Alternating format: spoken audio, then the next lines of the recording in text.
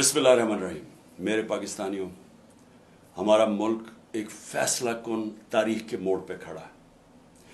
एक माफिया ने हमारे मुल्क के ऊपर कब्जा किया हुआ है, क्योंकि तारीखी महंगाई और अब बेरोजगारी हो रही है पाकिस्तान में। इलेक्शन हारने से ये डर रहे हैं, और क्योंकि ये इलेक्शन की शिकस्त से डर रहे हैं, ये पाकिस्तान का आइन तबाह करने पे तुले हुए हैं, पाकिस्तान के सुप्रीम कोर्ट को तबाह कर रहे हैं। हर किस्म की ये चीफ जस्टिस के ऊपर और जजेस के ऊपर हर किस्म की उनके खिलाफ प्रोपेगेंडा कर रहे हैं।